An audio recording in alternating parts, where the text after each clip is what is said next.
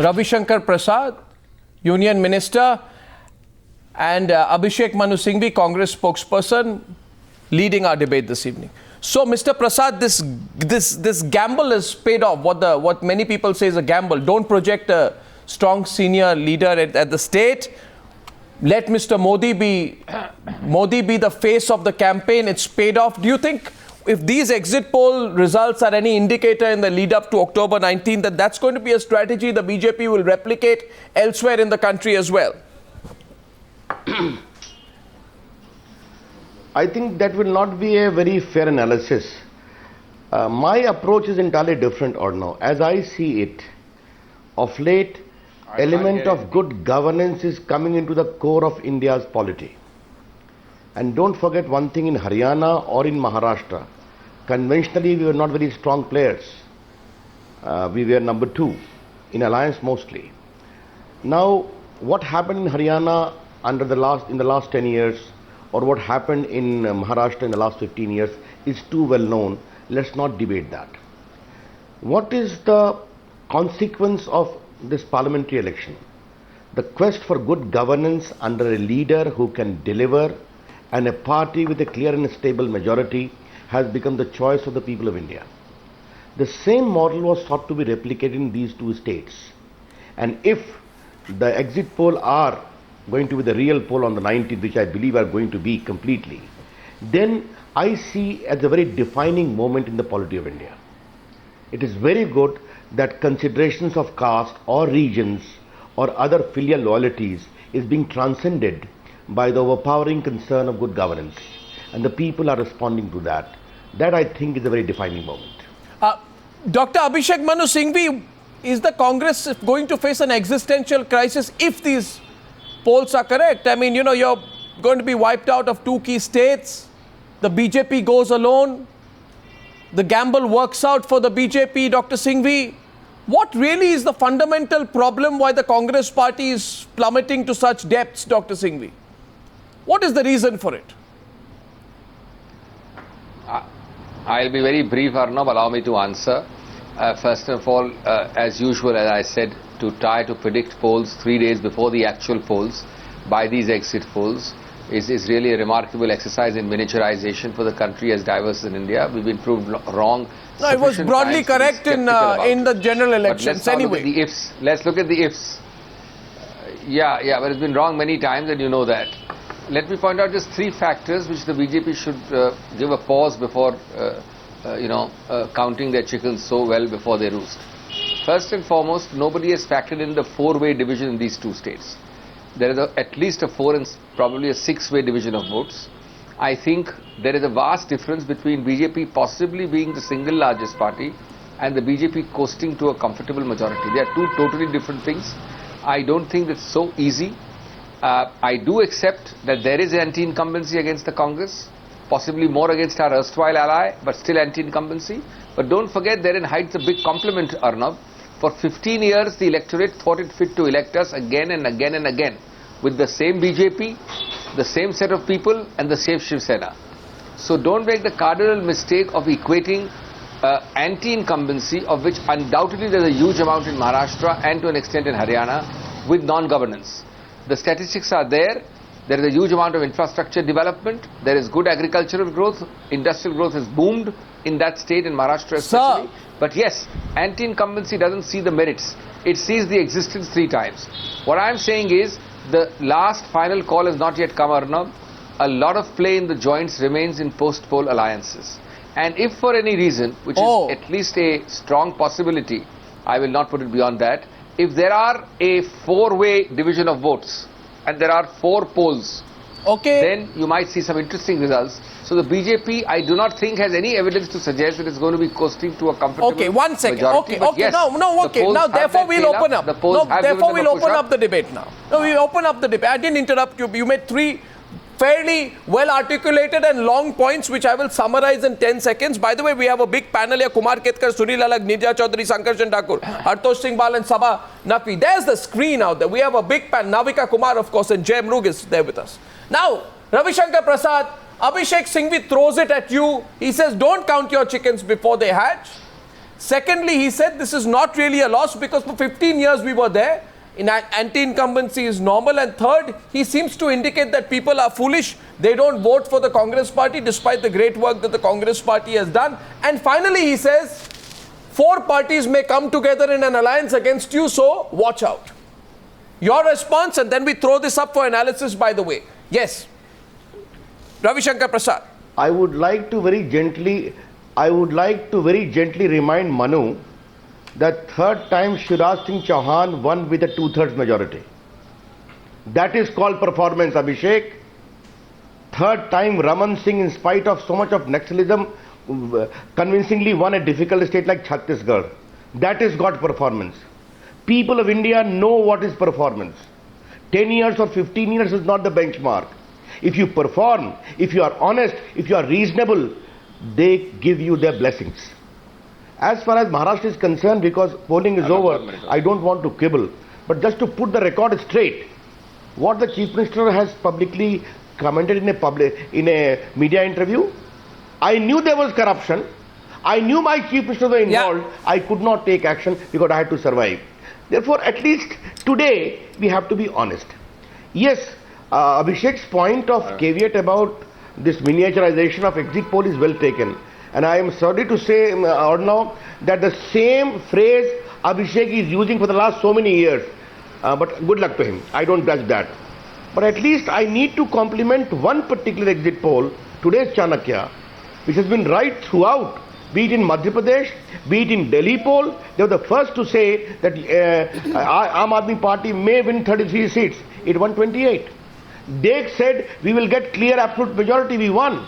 Today they are saying we will win 151 in Maharashtra, 52 in Haryana. If past precedent is the guide, who knows? Exit poll may be a reality. And what's similar? These are semantics. No, what's similar? For our viewers. Or no, one thing more. Only 1 second. He wants to respond to you, Mr. Prasad. Or no, just one last comment. Or no, one last comment. These self-satisfying logic for Mr. Manu is well taken. But his party or their leaders are missing the basic point that the entire mindset of the people of India have changed. The entire preference, approach of the people of India have changed.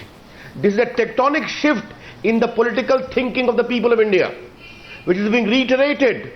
Filial loyalties, regional considerations, caste considerations are now being overtaken with the quest for real good governance and delivery. If they are not willing to accept that, good luck to that. Okay, one rebut and then I'll open it up. 1 second. Great hope. Okay. And there Mr. Modi do that big line. Very quickly. Okay. No, 1 second. Actually, I summarized you to Ravi Shankar Prasad. I'll summarize Ravi Shankar Prasad to you. I'll summarize Ravi Shankar Prasad for you. He says 3 things to you. 1 second. One he says to you. I'll take 10 seconds. I'll take 10 seconds. Allow me the pleasure of summarizing Ravi Shankar Prasad to you to ensure that you don't deflect. First he says don't look at excuses. Don't give me excuses why you lost. Don't talk about anti-incumbency. Secondly, he says your Chief Minister has acknowledged that he didn't act against corruption. People are paying the price. Third, he says mindsets are changing. 3 points to you. Then our panel will come into this and we'll talk about the national impact of what's happening. Yes, Mr. Singhvi, do you have a response? Arnab, or would we? Yeah, okay. Yeah, I think. Arnab, Ravi, can I speak, Arnab? Yeah. Arnab, yeah. Ravi is actually validating my point completely without quite realizing it. The same BJP was there, the same Shiv Sena was there, even the same Modi was there in Gujarat. Everybody else in the BJP was the same. Why did the electorate of Maharashtra elect us 3 times? Because he is the one who's insulting the intelligence of the Maharashtra electorate to think that they were foolish enough to want to elect us every time. Now it is true that when somebody wins 3 times in a state as large as Maharashtra and 3 times in the national capital of Delhi, then there has to be a 4th time perhaps when it will not win. That's about all that happens.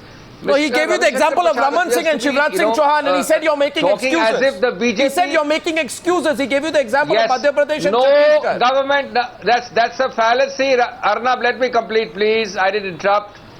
There is a complete fallacy. Barring Mr. Modi in Gujarat, there is no 4th time election except in Maharashtra. Ravi is totally wrong. Ravi Shankar Prasad. Government is only in Maharashtra Ravi Shankar and Gujarat. Prasad, respond. All are other doubles. Respond. Now, one more point. No, 1 second. One more point. You made a factual It is not that losing the election and not getting a majority, I can understand. But getting something which is a clear majority for the BJP without looking at post-poll figures is, I think, being too complacent, being too presumptuous. And the tone and Ravi Shankar Prasad will respond and then we'll open it up. Mr. Prasad suggests that he, at the center and in the state, is going to be there forever.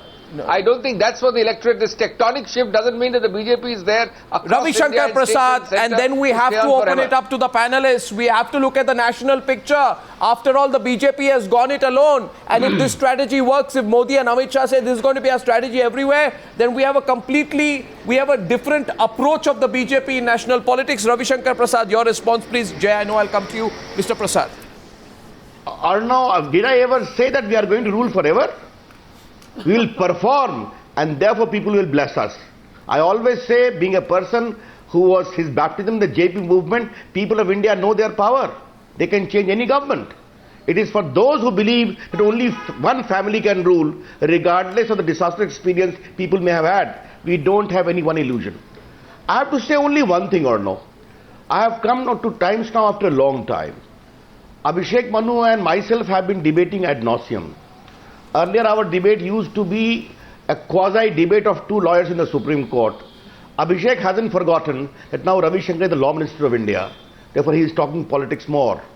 And he as a spokesperson also need to talk politics more. And this lesson, if this exit poll is to be believed, Dr. Singhvi, you are not able to draw the right lesson. You will commit the same mistake. Why Bhupender Hooda is losing and why did Shivraj Singh Chauhan won? Third time. This I am asking to you. Because you are not willing to draw the right conclusion. Because Congress is losing the trust of the people. This is a party which cannot take effective action on the issue of propriety, on the issue of governance, on the issue of corruption. All right. Therefore you are getting punished. If you don't want to draw the right lessons, good luck to you. All right, good luck to you. Dr. Singh, we don't know what, before I know you want to square it off out here between both of you. I put a question to our panelists. I put a question to our panelists. We said, okay, Dr. Ketkar, Kumar Ketkar. I want to make only one point. Everybody is talking about the government and government's performance. Yeah. Nobody is talking about the party building activity at all. In 2010, Prithviraj Chauhan became Chief Minister and everybody knew that the elections are going to be held in 2014 in October. Congress party was totally, virtually dead. There was no action, there was no participation of the people, there was no program, there was no volunteer activity at all. So one of the reasons why Congress lost is not because the government performed well or not. Government has not performed so bad.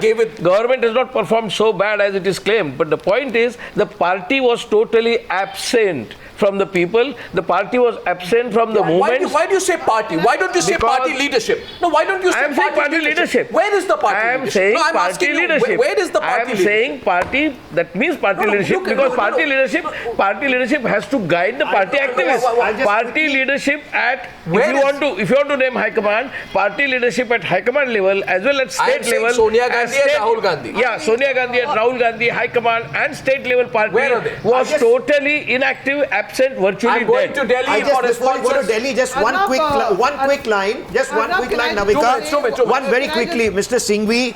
It is not the same BJP that has won. It's the same Congress that has lost. There is a new BJP which has arrived, and it's about time the Congress noticed what they are doing. The difference of people right now is BJP has a strong leadership, Congress has a weak leadership. These are the main reasons. And Congress is living in history, BJP is making history. All right, that's the difference. Don't get carried away. Don't get carried away with the polls. No, don't get carried away. Why not? Mr. Alag, hold yourself. Why not? You know, because I find it strange that when the BJP does not do well, then you come and I have never said, of course I will. Today you are... No, I've been saying it all along. My factual point is tonight, and this question goes to Sankarshan and all the upcoming to Jay in just a bit. Modi addressed 38 rallies. Sankarshan, Sabha, Navika, please come in. Modi alone, 38 rallies in Maharashtra and Haryana. Sonia Gandhi and Rahul Gandhi combined 18 rallies in all. Two leaders, Congress Vice President together, don't even campaign half as many places. So Modi individually is going 4 times stronger than Rahul Gandhi in terms of presence. Question therefore is, is there a lack of involvement of the Congress party leadership, and will anyone in the Congress party question this, or is this beyond question? Yes, please, Navika. Arnab, if you actually visit the Congress party headquarters, it's almost a deserted ship. You can't find anybody there. They're almost given up even before the fight has begun. I don't know what Dr. Abhishek Manu Singhvi is talking about the party, but the fact is there is no leadership. Dr. Abhishek Manu Singhvi can probably answer this. The fact is, by the next election, Sonia Gandhi will be 72 years of age. Rahul Gandhi is just not measuring up to what the party requires from him. There's a deep depression amongst senior Congress leaders, most of them talking about Modi's governance in harsh tones, not talking about the Congress party at all. And Priyanka Gandhi has her own Robert Vadra baggage to carry. So what is the Congress's leadership really looking at? What That's is your the question that Dr. Manu Singhvi needs to answer. Do you have a plan B? Question being put here. Do you have a plan B? Navika's point. Sabha is I'll just supplement Navika's point, Arnab. The importance, we haven't used one word for these two big economically, one of them is big, but economically powerful states is crony capitalism, where the family of the Gandhis is also involved in a Haryana deal. I'm sure the shadow of that is somewhere there, and when we ask a question of where are the Gandhis, what are they doing, I am sure at some level they're also looking out for their own Sankarshan, Sankarshan, you want to add to that?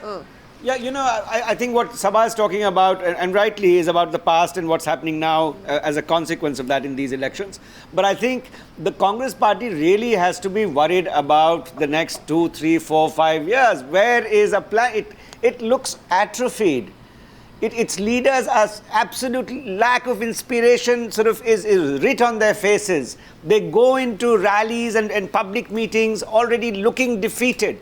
There is no, you know, today I heard something coming out of the Congress party headquarters yet again, that now that the elections are over, the focus will be on restructuring the party. Now, this is something we've been hearing for 10 years. That Mrs. Gandhi... Like the Antony Committee report. After the general elections. You know, there are n number It's like the Antony Committee report. There are n number of committee reports. The result of all this is, Arnab, that you have the BJP now who is coming into the Congress mold of being the or attempting, having the ambition to be the one single all India party. Let me get in Nirja on this. No, one second. I think we provoked. No, 1 second. With all your observations, I'm sure we provoked Abhishek Manu Singhvi enough, and I'm sure he's going to give Congress getting. Let me finish. But 1 second. Nirja, Sankarshan, Nirja, please, Nirja. You know, Mr. Prithviraj Chavan, he's been criticized for that interview, but he showed an amazing candor, even if it comes one. And courage to talk, absolutely, to talk, you know, see the writing on the wall and talk about it. And he also said that AK Antony report, he doesn't expect anything to happen. So I think the time has really come as the 129-year-old party of the country, the grand old party of India. It's in our interest that it revives and gives an opposition. But we see no signs of it, Mr. Singhvi. No signs at all, unfortunately, painfully so. All right, one sec. We're going to go back. We're going to go back to the Ravi Shankar Prasad versus Abhishek Manu Singhvi debate. But let's get all the views in. Ravi Shankar Prasad, Abhishek Manu Singhvi are coming back to you. Jay. In terms of sheer numbers. Yeah. Now, if today's polls are to hold true. Yeah. Haryana and Maharashtra are going to be states where the Congress is going to be third. Yeah. Let's look at that. Now, if we add the number of Lok Sabha seats in states where the Congress is already third or beyond, before today, it was UP, Bihar, Delhi, West Bengal and Andhra, adding up to a cumulative of 251 seats. Yeah. To that, add 48 and 10 of Maharashtra and Haryana, it's 309. Yeah. More than half the Lok Sabha seats where the Congress would be third or beyond. Yeah. I think that's a very ominous sign for the Congress party. Ravi Shankar Prasad, Abhishek Manu Singhvi. Therefore, just a small statistic I'd like to share with you. And Ravi Shankar Prasad, don't hold yourself back. You can give us, I first like your views on whether you feel the Congress party is making it easier for you. You know, with either lack of involvement or whatever. I mean, how, because it's worrisome. Mr. Prasad, it's worrisome for a country where the opposition virtually reduces itself to non-existence. I mean, it's not a healthy trend. I know you don't have to contribute to a building of an opposition. You must decimate it. But still, your thoughts? Well, I totally agree with you, Arnav. In a big country like India of its size and diversity, you need to have the opposition at the national level and also at the state level. That's what democracy is about, for choice. But I cannot put it more frankly than what you said. It is not our job to build an opposition. If the Congress is hell-bent upon atrophy from inside, what can we do? Someone talked of restructuring. Is there any willingness within the Congress of restructuring from the top? Let's ask Dr. Singh. You know, my view is very clear. Or no, I always say this. The country is not only rebelling against malgovernance or non-governance. The country is also in its own way giving a very strong indication of family rule in some way or the other. And that is, I see as a sign of maturing of Indian democracy, greater accountability. One thing more I would like to say, and that is the art of communication. Art of communication and democracy is very important. Maybe the time of written speeches are getting over in public meetings during elections. But it is for them to decide that. But this art of communication does not mean only eloquence or some kind of theatrics. What people expect, the person who speaks must carry real meaning and must be able to generate the trust for delivery. That I see all a part of good governance. Therefore, surely Indian democracy is changing, and I think Congress may like to learn some lesson. If I become nostalgic or no, I do become at times. In '84, we had got reduced to 2. And I remember watching television, Doordarshan in Patna, when Bajpayee also lost from Gwalior. I became emotionally very disturbed because of my personal affinity to him. But after a couple of months, we reclaimed our strength, we started fighting, building the party, and rest is history, what happened in '89. I wish Congress is able to regain that inner strength. Whether it will do or not, that is a debatable question. Is the Congress in a bit of a denial mode? You've heard all this long critique, and I'll give you time to respond, Dr. Singh, but are you in denial mode, or is your party leadership in denial mode that the people of India are wrong, people of Maharashtra are wrong, people of Haryana are wrong, the people across the country are wrong, that they are not choosing you? I mean, is that denial mode there somewhere? Because you're not changing anything since your performance on May 16th. Arnab, I have been hearing almost, I think, I don't recognize all, but about 8 or 9 voices. Yes. And all have more or less one view. Congress is dead and buried. Obsequies have to be performed. No, I don't think they said that. Reply, you'll give me at least 2 minutes, but I'm sure No, they're not saying that. Yes. Only the obsequies have to be performed. No, they're not saying that. Your leadership is not responding to the need of the hour. That's the point that you're making. The issue is you're not showing any spine or muscle to get up and, and fight. No, we are very Right. Now I've heard all the adjectives. I've heard 9 sets of adjectives. I've heard 8 sets of adjectives along with those of the anchor. Allow at least one viewpoint which I alone have and which none of you have. Look, let's put things in perspective. We've lost the Lok Sabha election and we are likely to lose, at least from power, 2 important states. I accept that if the polls are correct. Yeah. From that to extrapolate into adjectives which I don't think were used when the BJP was down to 2. From down to 2, it took them years and decades to come to a respectable figure. And you are performing the obsequies within 90 days. One second. I don't think I heard these phrases during or after emergency figures. Sir, 1 minute. I don't think I heard these figures for the BJP, which was an unknown party, from 84 all the way to 2003 when they came to, to 1908 when they came to power once. Sir, for the first time you after want a to long talk time. about the present? These are vicissitudes of politics. Talking about the present, vicissitudes of politics are that we are doing badly. We have done badly. But why are you doing badly? We have done badly for 90 days. Why are you doing badly? Give us time. No, but why are you doing badly? And we will show that all these one-sided adjectives, which appear to think 3 things. A, that the BJP is here to stay permanently. B, the BJP shall do no wrong. No, I think you are twisting things. No, one second. You see now, 9 voices should not interrupt one voice. Dr. Singh, Dr. Singh, watch. Dr. Singh, let me say one thing. Let me say one thing. 9 voices should not interrupt one voice. Dr. Singh, let me... 9 voices should not interrupt one voice. Let me say one thing to you, Dr. Singh. I want to pay you a compliment.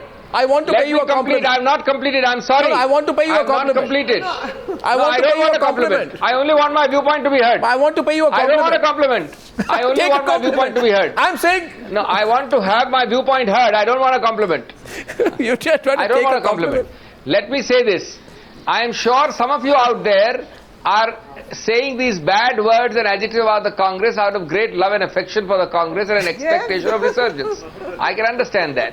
But remember, the cardinal sin of politicians is to think that having won one election by a big vote and on the verge of winning possibly some state elections, everything is dead.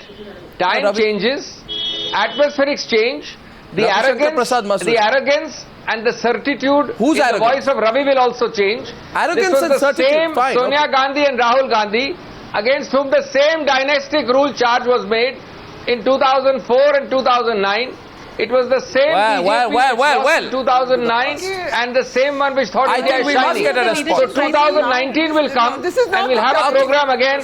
We'll have a program again when you'll be asking similar questions. Having been accused of the twin qualities of arrogance and certitude, Ravi Shankar Prasad must now respond. I think Arnav, Abhishek knows it very well that arrogance is alien to me. If I can use, I remain a simple party worker and I will remain so. I was born in an ideology and I will leave this world in the same ideology. That's how I have grown.